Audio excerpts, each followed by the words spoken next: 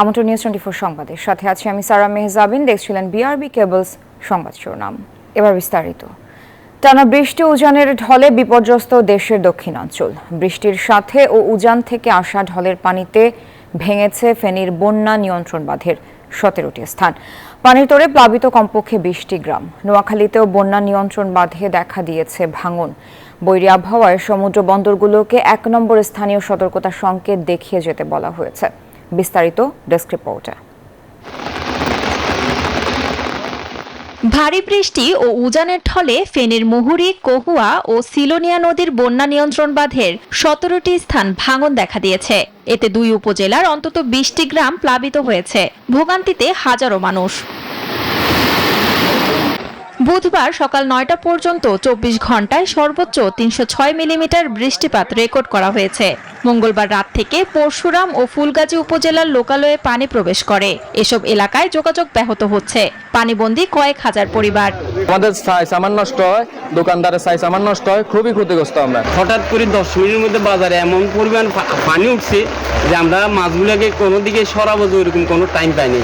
টানা বৃষ্টিতে জলাবদ্ধতায় নাকাল নোয়াখালীবাসী। জেলার প্রধান সড়কে এবং বাসাবাড়িতে জমেছে পানি। দুর্ভোগে শিক্ষার্থী ও সাধারণ মানুষ।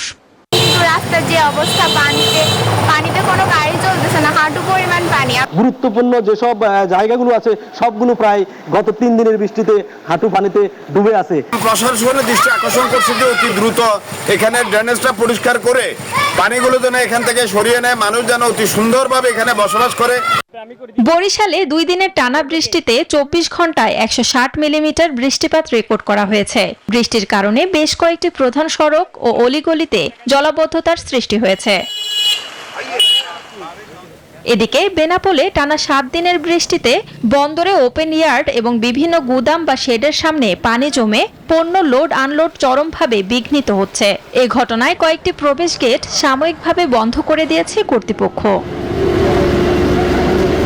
কয়েকদিনের টানা বৃষ্টিতে সাতক্ষীরা পৌরসভার অধিকাংশ ওয়ার্ডে ভয়াবহ জলাবদ্ধতার সৃষ্টি হয়েছে। এতে ভোগান্তিতে হাজারো পরিবার। সর্বশেষ 24 ঘন্টায় 102 মিলিমিটার বৃষ্টিপাত রেকর্ড করা হয়েছে। মৌসুমী বায়ুর প্রভাবে সৃষ্ট এই বৃষ্টি আরও বেশ কয়েকদিন অব্যাহত থাকবে জানিয়েছে আবহাওয়া অধিদপ্তর। শান্তা ইসলাম, ডেস্ক রিপোর্ট, নিউজ 24। আবহাওয়া পরিস্থিতি নিয়ে আরো জানাতে যুক্ত হচ্ছেন সহকর্মীরা। শুরুতেই যাচ্ছে নোয়াখালীতে, সেখানে আছেন সহকর্মী আকবর হোসেন সোহাগ। যুক্ত হচ্ছে তার সাথে। সোহাগ, নোয়াখালীতে আবহাওয়ার সার্বিক পরিস্থিতি সম্পর্কে আমাদের আরেকটু বিস্তারিত জানাবেন। জি ধন্যবাদ সারা, আপনি যেমনটা জানতে চেয়েছেন আমি আপনাকে জানাই। আমি আছি এখন নোয়াখালী জেলা জজকোট সড়কে।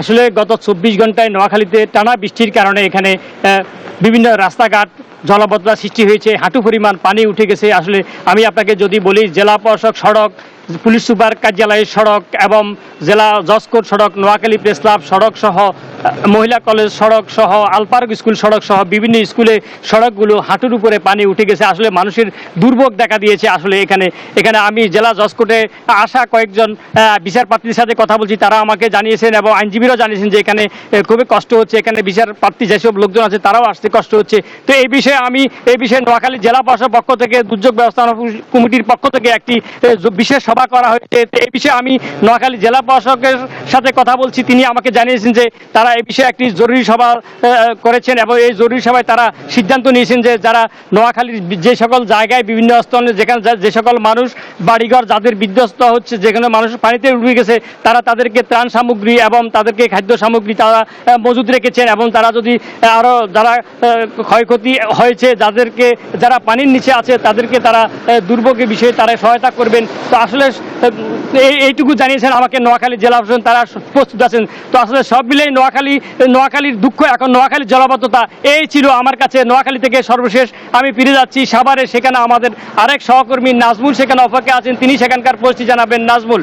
আপনাকে ধন্যবাদ। আপনি যেমনটি নোয়াখালীর দিকে জানাচ্ছিলেন, এই মুহূর্তে রয়েছি ঢাকা টাঙ্গাইল মহাসড়কের বাইপাইল এবং আপনারা জানেন যে টানা 48 ঘন্টা বৃষ্টিতে কিন্তু যে ঢাকা টাঙ্গাইল মহাসড়কের যে প্রায় 2 কিলো কিন্তু যে সড়কের যে পিচ ঢালাই উঠে যাওয়ায় কিন্তু বড় বড় গর্ত সৃষ্টি হয়েছে। সেই গর্তের কারণে কিন্তু পানি জমে থাকায় আসলে গাড়িগুলি যানবাহনগুলি আটকে পড়ছেন এবং আপনারা জানেন যে এই সড়কের বেহাল অবস্থা এখন এবং সড়কে যে বেহাল দুর্দশা, জনজীবন দুর্বিষহ হয়ে উঠে পড়েছেন এবং সড়কের যে পিচ উঠে যাওয়ায় অসংখ্য ছোট বড় খানাখন্দের সৃষ্টি হয়েছে এবং বৃষ্টির পানিতে যে এই সব গর্ত আর গভীরতার কারণে রাস্তার পিচ ঢালাই উঠে গিয়েছে এবং একই সঙ্গে যে পরিবহন পণ্যবাহী ট্রাক এবং ব্যক্তিগত যেসব গাড়ি, সেই গাড়িগুলো কিন্তু ভেঙে সেখানেই আসলে বসে পড়ছে এবং বৃষ্টিপাত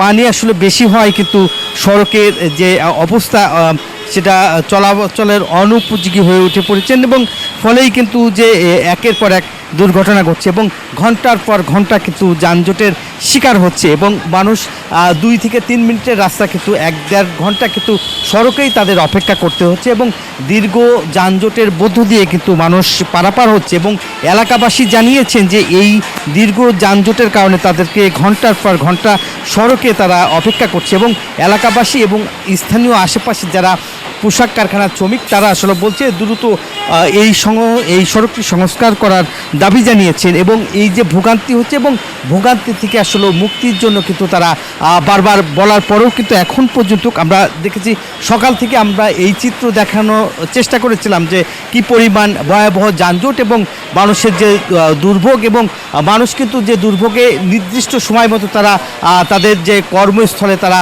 যেতে পায় নাই এবং কর্মস্থল থেকে শেষ করে যে বাড়িতে যাবে তাও কিন্তু ঘন্টার পর ঘন্টা মহাসড়কে তাদেরকে থাকতে হচ্ছে। এই ছিল সারা আমার কাছে আশুলিয়ার বাইপেল থেকে সড়ক এবং জনদুর্ভোগের সর্বশেষ খবর। ফিরে যাচ্ছি আপনার কাছে সারা। নাজমুল, ধন্যবাদ যুক্ত হওয়ার জন্য। এদিকে আবহাওয়া অধিদপ্তর জানিয়েছে দক্ষিণ পশ্চিম মৌসুমি বায়ু সক্রিয়তায় লঘুচাপের কারণে 24 ঘন্টার জন্য রাজধানী সহ দেশের বিভিন্ন স্থানে ভারী বৃষ্টিপাত এবং চট্টগ্রাম বিভাগের পাহাড়ি এলাকায় ভূমি ধসের আশঙ্কা রয়েছে। অঞ্চল আপনার চট্টগ্রাম ডিভিশন, বরিশাল এবং খুলনা এইসব জায়গা এবং ঢাকারও আপনার দক্ষিণ পাট ভারী থেকে অতি ভারী বর্ষণ হয়েছে গত 24 ঘন্টায়। এই বৃষ্টিটা আপনার আজকেও থাকবে, আজকেও থেমে থেমে বৃষ্টি হচ্ছে, বিকালে বৃষ্টি আরও একটু বাড়তে পারে, তবে যেটা গতকালে যে পরিমাণ বৃষ্টি হয়েছে আজকে তো সেই পরিমাণ হবে না। কক্সবাজারের হিমছড়ি সমুদ্র সৈকতে গোসল করতে নেমে নিখোঁজ চট্টগ্রাম বিশ্ববিদ্যালয়ের আরও এক শিক্ষার্থীর মরদেহ উদ্ধার হয়েছে। এ নিয়ে নিখোঁজ 3 জনেরই মরদেহ উদ্ধার করা হলো। বুধবার সকালে 2 জনের মরদেহ পাওয়া যায়, আরেকজনের মরদেহ পাওয়া যায় মঙ্গলবার।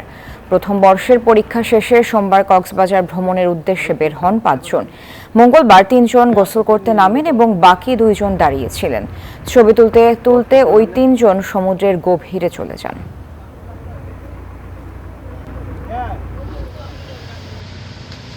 মারণাস্ত্র ব্যবহার করে নির্বিচারে গুলির নির্দেশ দেয়া শেখ হাসিনার ফোন আলাপের আন্তর্জাতিক ভেরিফিকেশন মামলার স্বচ্ছতা বাড়াবে। এটি ডকুমেন্ট আকারে ট্রাইব্যুনালে উপস্থাপন করা হবে বলে জানিয়েছেন প্রসিকিউটর গাজী MH তামিম। ফাঁস হওয়া ফোন আলাপ যাচাই করে BBC-i যে প্রতিবেদন দিয়েছে তা হাসিনার বিরুদ্ধে অভিযোগ প্রমাণে শক্ত ডকুমেন্ট হবে বলছে প্রসিকিউশন। ক্ষমতার মসনদ তাসের ঘরের মতো ভেঙে পড়তে দেখে আন্দোলন দমাতে নিরাপত্তা বাহিনীকে প্রাণঘাতী অস্ত্র ব্যবহারের সরাসরি নির্দেশ দেন শেখ হাসিনা।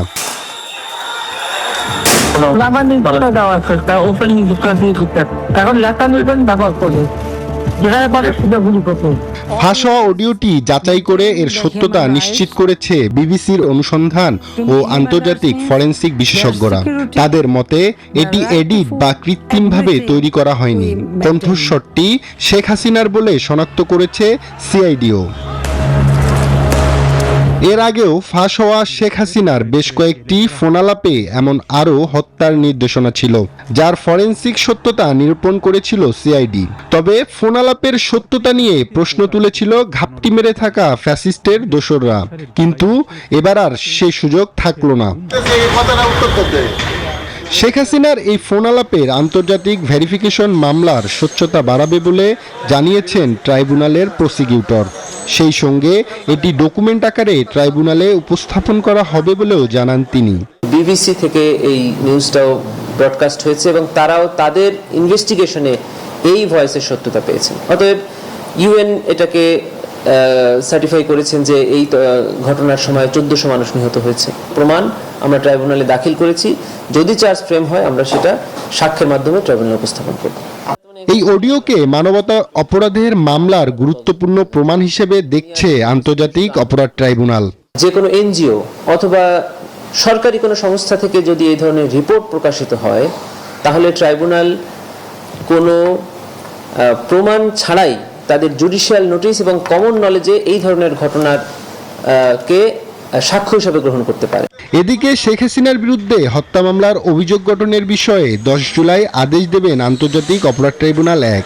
শেখ হাসিনা ছাড়াও এ মামলার অপর 2 আসামি হলেন সাবেক স্বরাষ্ট্রমন্ত্রী ও পুলিশের সাবেক আইজিপি। আব্দুল্লাহ মামুন, নিউজ 24, ঢাকা। গণহত্যায় যারা জড়িত তাদের সবার বিচার করতে হবে দাবি করেছেন বিএনপি মহাসচিব মির্জা ফখরুল ইসলাম আলমগীর। বুধবার দুপুরে রাজধানীর নিউরোসায়েন্স হাসপাতালের সামনে সাংবাদিকদের কথা বলেন তিনি।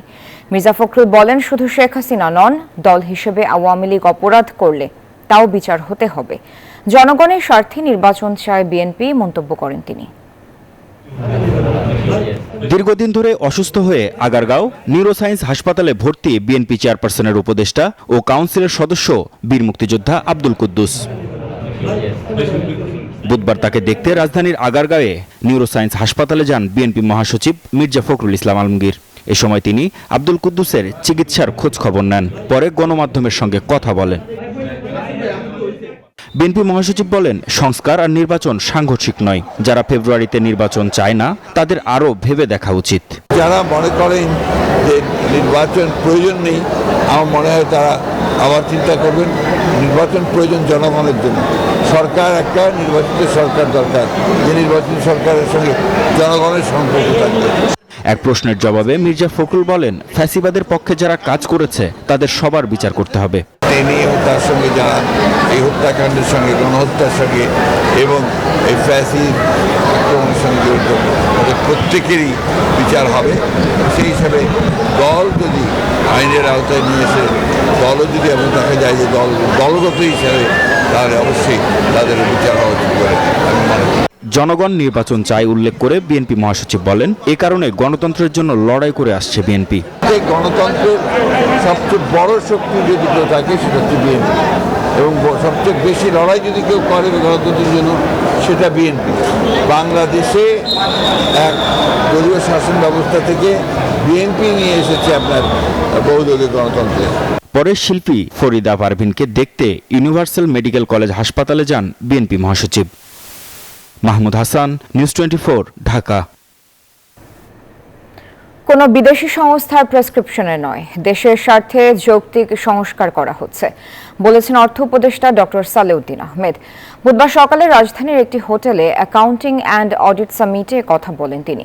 উপদেষ্টা বলেন, দেশে বিদেশি বিনিয়োগ প্রয়োজন, তবে এজন্য হিসাব পদ্ধতি বিশ্বাসযোগ্য করতে হবে।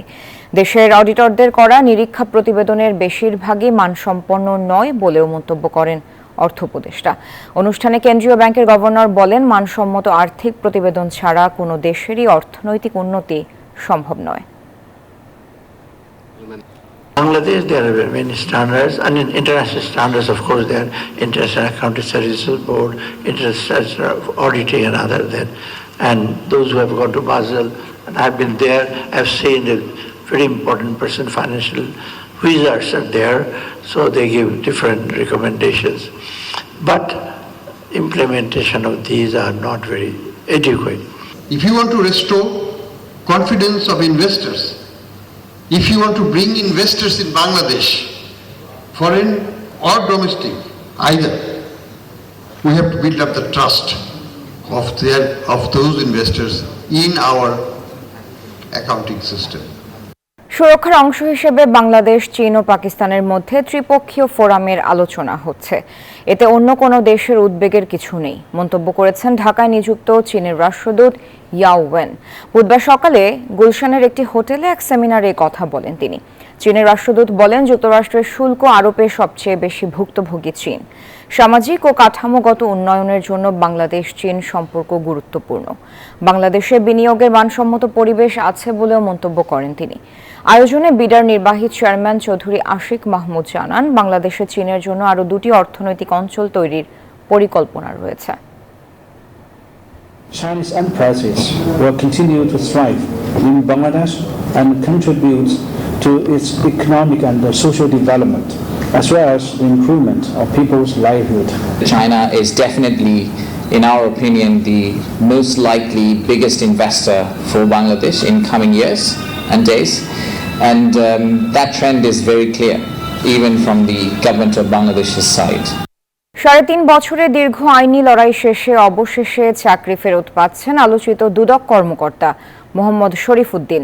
তার চাকরি ফেরত দেওয়ার নির্দেশ দিয়েছেন হাইকোর্ট। তার সব পাওনা ও সুযোগ সুবিধা ফেরত দিতে হবে। বুধবার এসব নির্দেশ দিয়েছেন উচ্চ আদালত। রায়ে ন্যায় বিচার পেয়ে সবার প্রতি কৃতজ্ঞতা জানিয়েছেন শরীফ উদ্দিন। 2023 সালের 16 ফেব্রুয়ারি দুদকের উপসহকারী পরিচালক শরীফকে দুদক চেয়ারম্যান মঈনুদ্দিন আব্দুল্লাহর সই করা এক প্রজ্ঞাপনে অপসারণ করা হয়। পরে চাকরি ফেরত চেয়ে হাইকোর্টের দ্বারস্থ হন শরীফ। আমি যাতে সামনের দিনগুলো দুর্নীতির বিরুদ্ধে কমিশনের আদেশে আদিষ্ট হয়ে আমি একজন কমিশনের সৎকর্মতা হিসেবে চলতে পারি, সেজন্য আমাকে দোয়া করবেন। এই রায় পাওয়ার 30 দিনের মধ্যে তাকে চাকরিতে জ্যেষ্ঠতা সহ সকল বেনিফিট সহ বকেয়া বেতন সহ চাকরিতে পুনর্বহালের নির্দেশ দেওয়া হয়েছে। রাতের ভোটে সহযোগিতার বিনিময়ে ফ্ল্যাট নেয়ার অভিযোগ সাবেক 2 কমিশনার সহ 12 সচিবের বিরুদ্ধে অনুসন্ধান শুরু করেছে দুদক। গঠন হয়েছে 2 সদস্যের কমিটি। দুদকের সাবেক 2 কমিশনার হচ্ছেন মোজাম্মেল হক ও জহুরুল হক। এছাড়া সাবেক সচিবদের মধ্যে রয়েছেন ইউনুসুর রহমান, এম.এ. কাদের সরকার, আসলাম আলম, আক্তারি মমতাজ ও সিরাজুল হক খান। শত কোটি টাকার ভবন বরাদ্দে অনিয়মের খোঁজে চলতি বছরের 8 মে গণপূর্ত মন্ত্রণালয় ও ধানমন্ডিতে অভিযান চালায় দুদক। অনিয়মের প্রাথমিক প্রমাণ মেলায় অনুসন্ধানের সিদ্ধান্ত নেয় সংস্থাটি। কুমিল্লার মুরাদনগরে আলোচিত নারী ধর্ষণ নির্যাতনের ঘটনায় মূল হোতা শাহ পরানকে 5 দিনের রিমান্ড দিয়েছেন আদালত। মঙ্গলবার 10 দিনের রিমান্ড আবেদন করেন মামলার তদন্ত কর্মকর্তা রুহুল আমিন। আবেদনের প্রেক্ষিতে রিমান্ড মঞ্জুর করেন বিচারক মমিনুল হক। অপরদিকে মুরাদনগরের করইবাড়ি এলাকায় গণপিটুনিতে 3 জনকে হত্যার ঘটনায় গ্রেফতার 8 জনের 3 দিনের রিমান্ড মঞ্জুর করেছেন আদালত। গণপিটুনিতে হত্যা মামলার তদন্ত কর্মকর্তা নয়ন কুমার চক্রবর্তী 7 দিনের রিমান্ড আবেদনের প্রেক্ষিতে 3 দিনের রিমান্ড মঞ্জুর করা হয়। বৈষম্য বিরোধী ছাত্র আন্দোলনে নারায়ণগঞ্জের সিদ্ধিরগঞ্জে গুলিতে নিহত সজল হত্যা মামলায় সাবেক মেয়র ডাক্তার সেলিনা হায়াত আইভির জামিন নামঞ্জুর করেছেন আদালত। বুধবার শুনানি শেষে জামিন নামঞ্জুর করেন জেলা ও দায়রা জজ আদালতের বিচারক আবু শামীম আজাদ। গত বছরের 20 জুলাই আন্দোলন চলাকালে গুলিবিদ্ধ হয় সজল। এই ঘটনায় গত 16 মে সজলের মা বাদী হয়ে 62 জনের নাম উল্লেখ সহ আরও 1 থেকে 1.5 শতাধিক ব্যক্তিকে আসামি করে একটি মামলা করেন। জামিনের বিষয়ে উচ্চ আদালতে যাওয়ার কথা জানান আইভির পক্ষের আইনজীবীরা। যুক্তরাষ্ট্রের 35% শুল্ক আরোপের পর একটি লাভজনক বাণিজ্য চুক্তিতে আসতে আজ বৈঠকে বসতে যাচ্ছে ঢাকা ওয়াশিংটন। এই বৈঠকে শুল্ক কমানোর সুযোগ রয়েছে বলে মনে করে সরকার। বাংলাদেশ সহ 14টি দেশের পণ্যে সম্পূরক শুল্ক আরোপ করেন মার্কিন প্রেসিডেন্ট ডোনাল্ড ট্রাম্প। এ বিষয়ে দেশগুলোকে চিঠি দিয়েছেন তিনি। চিঠি দেওয়া হয়েছে বাংলাদেশের অন্তর্বর্তী সরকারের প্রধান ডক্টর মোহাম্মদ ইউনূসকেও। এমন পরিস্থিতিতে মার্কিন বাণিজ্য দপ্তরের প্রতিনিধিদের সঙ্গে আলোচনায় বসছেন বাংলাদেশের প্রতিনিধিরা। এই দলে আছেন বাণিজ্য উপদেষ্টা শেখ বশির উদ্দিন ও জাতীয় নিরাপত্তা উপদেষ্টা ডক্টর খলিলুর রহমান। উচ্চ পর্যায়ের প্রতিনিধি দলটি এখন ওয়াশিংটনে অবস্থান করছে। হিমালয়ের পাদদেশ থেকে যুক্তরাষ্ট্রের টেক্সাস ভয়াবহ বন্যা ও ভূমিধসে বাড়ছে হতাহতের সংখ্যা। চীন নেপাল সীমান্তে প্রবল বর্ষণে সৃষ্ট বন্যা ও ভূমিধসে অন্তত 8 জন নিহত এবং 31 জন নিখোঁজ হয়েছেন। ভেসে গেছে দেশ দুটিকে সংযোগকারী সেতু। অন্যদিকে যুক্তরাষ্ট্রের টেক্সাসের স্মরণকালের বন্যায় মৃতের সংখ্যা 100 ছাড়িয়েছে। নিখোঁজ প্রায় 200, যাদের 1/3 শিশু। মঙ্গলবার হিমালয়ের কোলে চীন নেপাল সীমান্তে নেমে আসে ভয়াবহ বিপর্যয়। টানা প্রবল বর্ষণে সৃষ্ট বন্যা ও ভূমিধসে প্রাণ হারানো বেশ কয়েকজনের মরদেহ উদ্ধার করা হয়। নিখোঁজ আরও 30-এর অধিক, যাদের মধ্যে রয়েছেন নেপালি ও চীনা নাগরিক। বন্যার তীব্র স্রোতে ভেসে গেছে দুই দেশকে সংযোগকারী ভোটেকশি নদীর ওপর নির্মিত প্রধান সেতুটি, যা যোগাযোগ ব্যবস্থাকে করে দিয়েছে পুরোপুরি বিচ্ছিন্ন। বিশেষজ্ঞদের মতে জলবায়ু পরিবর্তনের প্রভাবেই এতটা রুদ্রমূর্তি ধারণ করেছে প্রকৃতি। একই রকম ভয়াবহ চিত্র যুক্তরাষ্ট্রেও। টেক্সাসের হিল কান্ট্রিতে গোয়াদালুপ নদীর উপত্যকায় রেকর্ড বৃষ্টিতে সৃষ্ট আকস্মিক বন্যায় মৃতের সংখ্যা 100 ছাড়িয়ে গেছে। নিখোঁজ প্রায় 200, নিহতদের প্রায় 1/3 শিশু। সবচেয়ে বেশি ক্ষতিগ্রস্ত হয়েছে কারভিল শহর। সময় গড়ালেও নিখোঁজদের সন্ধানে চলছে সর্বোচ্চ চেষ্টা। Desk report, news 24। এই ছিল নিউজ 24 সংবাদে। এতক্ষণ সাথে থাকার জন্য ধন্যবাদ সবাইকে। দর্শক, দেশে করোনা ভাইরাস ও বিভিন্ন সংক্রমণের হার বেড়েছে। সংক্রমণ থেকে সুরক্ষিত থাকতে ব্যবহার করুন স্যাপনিল ফেস মাস্ক।